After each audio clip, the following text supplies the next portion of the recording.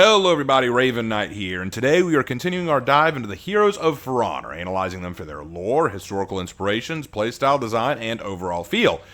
Every new For Honor hero is destined to carry some controversy. Some come out too OP, some come out too weak, some come out with weird design aesthetics, and some come out that feel unfinished. But very rarely does a hero release that seems to just piss everyone off from day one. Except this hero. Today we're talking about the Viking hero that caused a miniature meltdown in the community before Virtuosa, Varangian Guard. Dear uncle, you failed to slay us all. I live. I am at the gates, and not alone.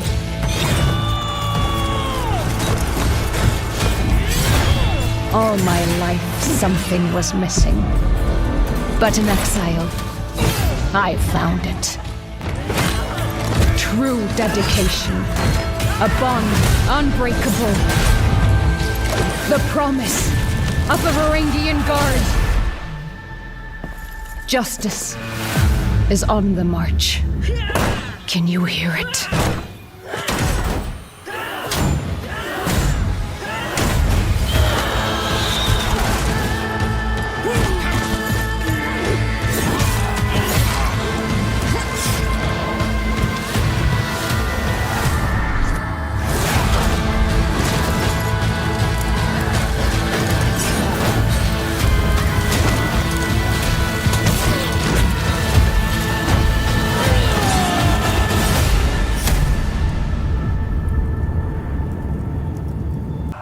When Katla's family and village were betrayed by Maddox and Horkos invaded her home, Katla turned to Holden Cross for help, who sent her to find a band of mercenaries he'd worked once with in the past, known as the Varangian Guard, a group of Viking-born warriors who long left Valkenheim to pursue their fortunes by fighting for coin. They are bound by not only money, but also their honor. As long as they're paid, a Varangian will never break their oath. Katla joined their number and brought them back to Heathmoor to take revenge and defeat her uncle Maddox. And now the Varangians have decided to remain for some reason. Yeah, the lore for Varangian is one of the many weak points about this hero. It begs a lot of questions like, if Katla joined them, does that mean they decided to help her out of the kindness of their hearts, or did she somehow pay them, and if she did, what did she pay them with? And if so, if she did pay them, how much was this worth to them? I mean, they didn't kill Maddox, they let him live, so their oath was fulfilled technically because they did what they set out to do, but why did they stick around in Heathmoor after that? They're classified as Vikings, but do they only fight for the Vikings, or do they fight for the highest bidder, as mercenaries should? Wouldn't they serve others if asked? Did other forces in Heathmoor decide to hire these random Vikings who showed up out of nowhere? If Katla's one of them now, does she still fight with them, or does she now want to rule her home in her father's place? If she's bound by her oath, that would imply she wants to stay with them, but then who's ruling her father's home? It can't be Maddox. How does Horkos feel about this new threat to their power? If the Varangian are even a threat to their power, if they're no longer going after Maddox, couldn't Horkos just hire them out? Or does Astria just not care? Yeah, she probably doesn't care. That seems to be the status quo when it comes to Astria and big upsets for her. And whenever something bad happens in Astria's corner, she just kind of brushes it off. I'll get to her another day. There's just a lot that is not well explained with the Varangian Guard lore, but do they at least do their historical counterparts justice? Let's find out.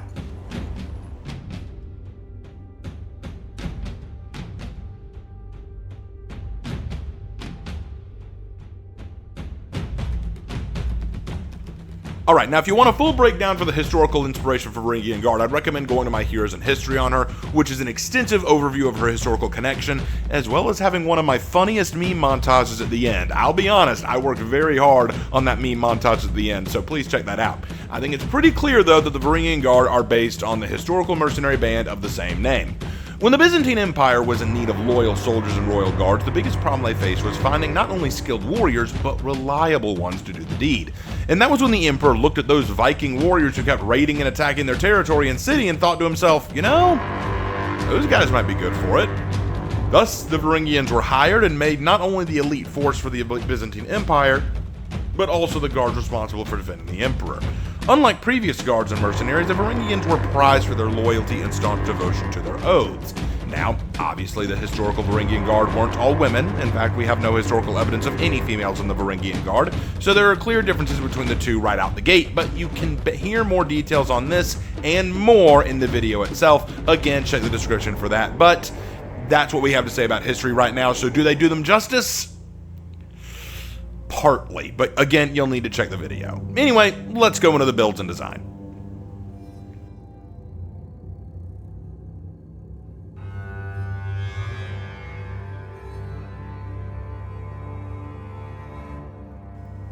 Now, when it comes to the Varangian Guard's designs, I'm not going to sugarcoat it. It's not a lot to praise. Most of the outfits are scale or chainmail, some including capes and some not. The helms run the gambit of decent veiled capes to showing the face, but with a bowl helm that looks like a little lopsided. Look, this is going to sound awful, but if you're going to make all Varangians women, could you at least make them nice to look at? The broad-shouldered look doesn't scream femininity to me. Now, the axe and shield designs do look really unique, especially at higher rarity levels, and I gotta give props for giving me some beautiful axe designs, including a very, very nice Raven set, which looks a bit similar to the color scheme of my logo, which, look, I'm not going to be so narcissistic as to assume that this was a deliberate nod to me, but hey, you know, a guy can dream, hey, you know. Anyway, however, because Varangian's looks feels a little bit limiting to me, I haven't made many builds for Varangian. In fact, I've only made 2 builds. I'm in the process of making a third, but it's rather difficult. The 2 builds I have currently are Ermengarde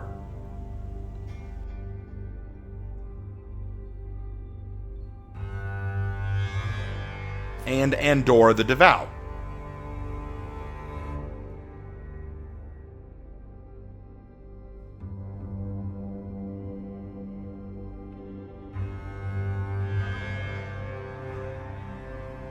Yeah, I've only made 2, and that's a little sad. I want to make more, but if I'm being real, it's very difficult for me to do, and it goes back to a problem I've said for a while. A lot of people like to say, why don't they give the Vikings more historically accurate armor?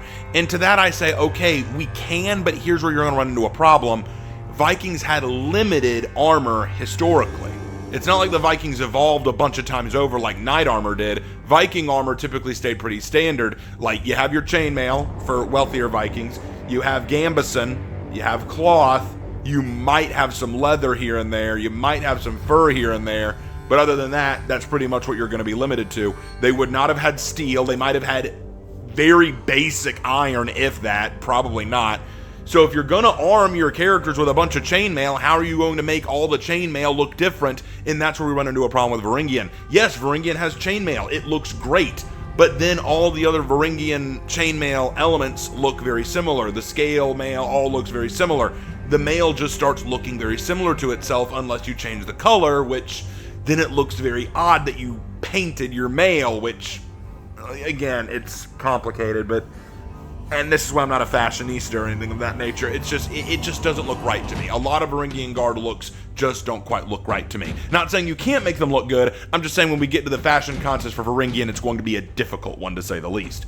But that's enough about the fashion. Let's talk about the executions. Now, I have a whole executions graded series where you can go check out my opinions on the Varangian Guard executions, and you can hear me grade them and actually give their overall score. But today what I want to do is I want to talk about my favorite and my least favorite. Starting with my favorite has got to be Axe and Hammer. What I like about this execution is, honestly, just like a lot of Varangian Guard executions, it's brutal but effective. We have the enemy coming in with a punch, she raises up her shield, just blocks, then comes around and slams that axe into the shoulder, then uses the shield to bam, bam, bam it right through the shoulder, which I think is so awesome the way she does that, using the shield as a means of bludgeoning the axe through. I just think that looks really tight. It uses all elements of the weapon, which I think is good in an execution where you use every element of the weapon that you can, not just using the axe but using the shield as well, which I think is really, really cool. So I definitely think this is a great execution, but it's hard to pick my favorite because honestly, Varangian has some really good executions. But picking my least favorite was very easy, because there's one execution the Varangian has, it's their newest one, which I thought was absolute ass. It's the Severing. This execution is one of the worst executions I can think of, not only because of how lazy it is, not only because of the ease of the decapitation, which should not have happened, but also because it looks frighteningly similar to a Raider execution we have. Like, it looks so starkly similar, I actually thought for a minute that they literally just redid it, but no, it's different. They did it a little differently, which is fine, but it is so slow, so lazy, and so underwhelming, I just cannot like it. You bury the axe head partway through the neck, then kick, and the whole head just flies off. No, that's not how that would work. It's ridiculous that you would think it would work that way. I'm sorry. No, there are so many cooler ways you could use a Varangian Guard's weapon set, and you decide to go with this. It's awful, and I cannot stand it. It is the weakest of Varangian Guard's executions, and believe it or not, before this execution, Varangian Guard had the highest score of all other executions graded. This sank her. So, yeah, shame on you, the Severing. Shame on you. But that does it for the design, builds, and execution. And I know what you guys really want to talk about. You guys want to know what it is, right? What is it about Varangian Guard that makes people hate her so much? Why do people hate this character so much? Why is she so hated? Besides the fact that she's an all-female hero when these characters historically were not. And besides the fact that her design and overall aesthetics aren't the best. Okay, let's just get into the moveset.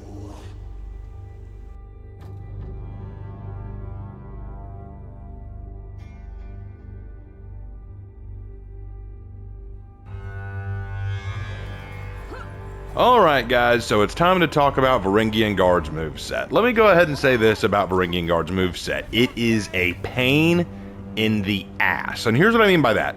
It's very simple. Varangian Guard is a very simple to understand hero. Think a combination of Warlord and Aramusha, and you've got a pretty good idea of how this character is supposed to play, but just imagine that way more defensive than either of them. So let's get into the basics. So to start off with, you have a 2-hit combo which can be combined any way you want. You can go light, light, you can go light, heavy, you can go heavy, light, or you can go heavy, heavy.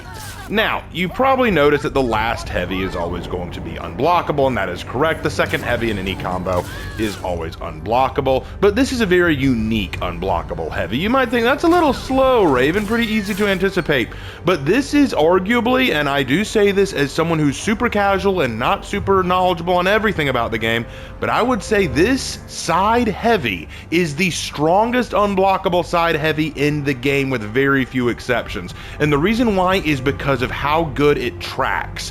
Because if I throw it and my brother decides to just do one single dodge, just do a quick dodge for me, bro. Just one dodge, that's it. So watch what happens when I swing that second heavy. It will still catch the dude. Do it again, bro, just for fun. It will still catch the dude. It's almost an undodgeable attack because it has unbelievably good tracking. It's scary how good it is. So a lot of the time what happens is you can throw that light and then that unblockable heavy, and it doesn't matter if they try to dodge it or stand there and take it. The only option they have is to do the 50-50 parry, which means I can do this and then go into the guard break. Or I can just soft feint it. Yes, you heard me right. You don't have to hit the cancel button to cancel the attack. You can just soft feint it into a guard break. So yeah, it is an incredibly strong unblockable that does an insane amount of damage, 24 damage, and it is so hard to deal with because you can't dodge it very easily. You can't just stand there and take it. You gotta risk the parry, and if you try to go for the parry and guess wrong, you're gonna eat the guard break and take 24 damage. You see what I'm saying? So that's 27 if it hit. Oh, you read it right. This time I don't read it right. It's 27 if it hits, and 24 if they guess wrong. So either way, you're taking a lot of damage. Now, we've talked about the unblockables. Let's talk one more thing about the unblockables. Notice what happens when my brother takes it. For a brief moment, a very brief moment, he is pinned. So if I'm in the gank, he is now in a very dangerous position. Now, let's talk about another facet real quick. If I throw a zone, I can treat that as my first attack and go to the next attack. So now you understand how the zone works, you understand how the unblockable heavies work. Let's talk about the lights, because that's the next aspect. All of the lights of Varangian Guard are very strong. Now, they used to be enhanced. They are no longer enhanced, which means that if my brother blocks, they do not continue on with the combination. That is a nice nerf. It is a nerf needed because all of Varangian Guard's lights have crushing counter capability. Bro, throw a heavy. That means that no matter where the heavy comes from, throw another one, I can crush and counter them. And if I do that, do it again, it counts as the start of my next combination. Now here's the scariest part. Bro, if you wouldn't mind throwing a heavy at me from any direction. Do another one, just for fun. Different direction. One more time, sorry. I'm doing it too soon. Do it one more time. What I'm trying to get across is, if I can get the timing right, because I've never been great at timing.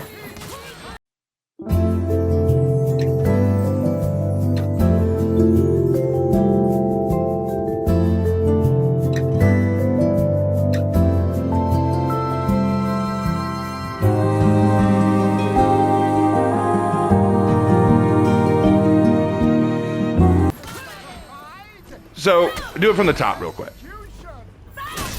That'll be what we need. That'll be what we need. Because we just couldn't get the timing right for left or right. And that's probably more a me thing than anything else. Like I said, skill issue. I'm not the best player. More to the point, what I'm trying to get across is that the dodge lights, the dodge attack lights, have crush and counter property. So even if I mistime the dodge attack, I can still get a crush and counter if I eat the attack, which is unbelievable. The fact that I can get away with that even in a dodge attack is crazy. So the dodge attacks have crushing counter properties. The normal lights have crushing counter properties. The unblockable does 27 damage if it lands, and if you fail to read it right and try to dodge, you still get hit by it. What can't this person do? Well, I'll tell you what they can't do. They can't hold down an all guard for very long. That's right, Varangian Guard has a temporary all guard, just like Aramusha does. And you know what? A temporary all guard might not be such a bad thing, but here's the thing about this temporary all guard. It gives you 3 options when it lands. So if my brother will attack, I can hit the guard break button to send them flying back. Do it again. And that will grant a wall splat, believe it or not. Do one more time. It doesn't do any damage, but the distance you get on that is insane. That goes farther than most kicks or shoves in the game. Keep in mind that this dude just, like from this distance, do it one more time, bro. Even from this distance, he almost got a wall splat. It's unbelievable. Now let's do another one. What if I hit a light? Hit me for me, brother. No, I'm gonna do the light. You throw a heavy. I'm an idiot. One more time, bro. There we go.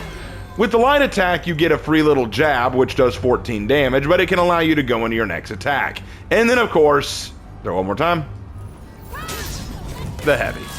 You get a free heavy for 18 damage. Doesn't seem like a lot, but it allows you to go into your next combination attack. The all guard has a very wonky timing frame, too, so throw your heavy, bro. Throw it one more time. I did it at a different timing just to kind of demonstrate. The timing on Varangian Guard's all guard is very strange. There are times I swear it adjusts itself to suit what is needed. So I don't really know how to call it sometimes. It's one of the weirdest all guards in the game, and I feel like it needs to be adjusted a bit. But c'est la vie, that's what it is.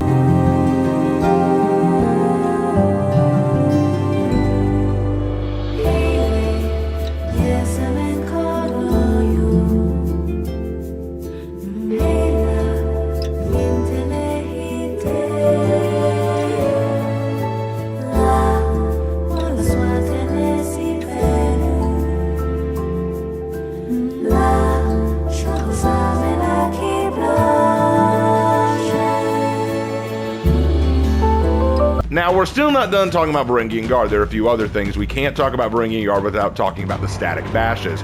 Varangian Guard can do a dash forward bash, which guarantees a light.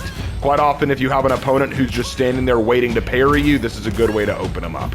It guarantees that light, and you can throw in a heavy right afterwards. So it's very useful for that regard. The bash is very useful. You can kind of fake them out, too. You can start to do a bash, but then actually not do it and catch them with the all guard. So there are ways you can use that to your advantage.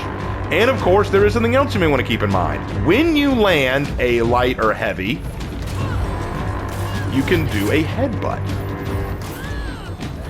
It has to be the final heavy in the combo, but you can land a headbutt, which grants a free light. So what a lot of players want to do is they want to try to dodge that before they can get into it, and that's when you can guard break them and punish them for it. So here's the thing about Varangian, and it's the thing that really pisses a lot of people off. They are incredibly defensible. They have the capability to play an absolute devastating defense and punish you for making even the slightest mistake. And like I said, they have, in my opinion, the strongest side unblockable heavy in the game just because of how good that tracks.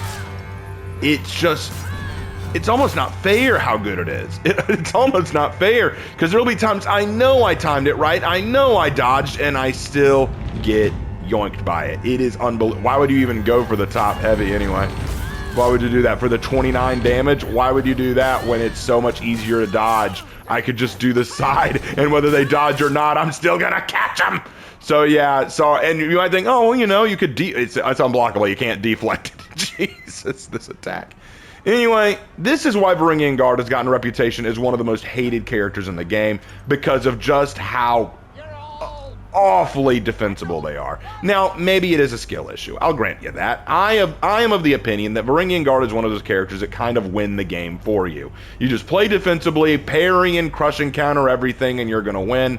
That's just the way you play it. But, hey, some people may say, no, she's not that good. You just got to know how to play against her. And maybe I'm not one of those people who know how to play against her. That is totally possible. But for me, she's just a very difficult character to enjoy. But that is my stance on it. Let's wrap up the video.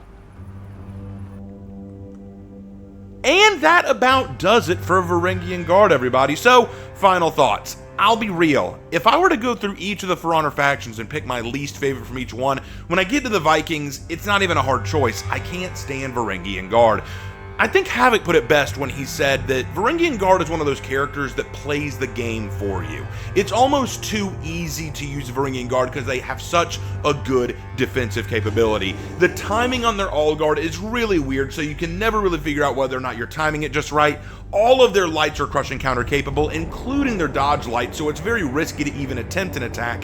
Bashes are your best bet to deal with them, but even then they can usually dodge that very effectively. Their unblockable heavies are some of the best unblockable side heavies in the game because they track so stinking well that unless you dodge or parry at just the right time, you're not only eating it, but getting pinned for a brief moment. To be frank, Varangian Guard is incredibly brutal to deal with. And if you're up against one that is really good at reactions and can light parry and knows exactly the right timing to do the All Guard, you're in a lot of trouble. I will say this though, I don't want to hate them. Just like with every character in the roster, I don't want to hate them. Each one I want to approach with a degree of love and respect and joy. That's why I get excited anytime a new hero comes out. It's why even though I wasn't excited about Virtuosa, I still gave her due, and I still think that she could be cool. It's the same with Varangian. I want this character to be awesome. She just doesn't feel awesome right now, but that can always change if they adjust her, or maybe if my own skill improves. Many of you might be saying Raven is just a skill issue, and you know what? Fair crop, maybe it is just a skill issue. I'll admit I'm not the best player at this game, but I'm also not the only one who complains about Varangian. Many people say that Varangian is boring at best, AIDS at worst. So if I'm not the only one saying it, there might be something there. Maybe something there. Anyway, that's all I got time for today. Thank you all so much for watching, and as always, I will see you in my next video. Take care. You lost Zone A.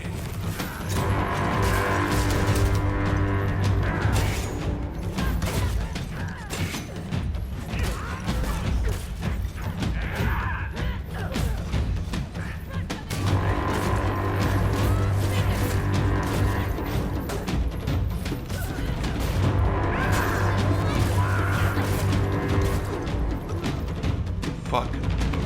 You captured Zone C.